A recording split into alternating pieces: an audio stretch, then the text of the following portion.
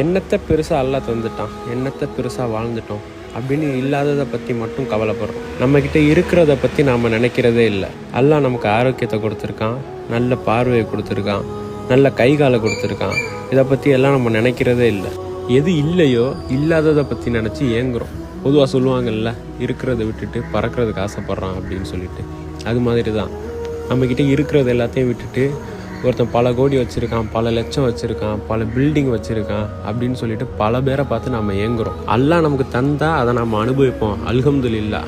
இல்லாவிட்டாலும் நாம் அல்லாஹ்விற்கு நன்றி செலுத்துவோம். நபி ஸல்லல்லாஹு அலைஹி வஸல்லம் அவர்கள் சொன்னார்கள், அல்லாஹ் முக்மீன்களை பார்த்து ஆச்சரியப்படுகிறான். எப்படிப்பட்ட முக்மீன்களை பார்த்து தெரியுமா? அவர்களுக்கு அல்லாஹ் அதிகமாக கொடுத்தாலும் அவர்கள் அல்லாஹ்விற்கு நன்றி செலுத்துவார்கள். அவர்களிடம் இருப்பதை எடுத்து அல்லாஹ் அதிகமாக சோதித்தாலும் அவர்கள் அல்லாஹ்விற்கு நன்றி செலுத்துவார்கள். இருப்பதை வைத்து வாழ பழகுவோம் இன்ஷா அல்லாஹ்.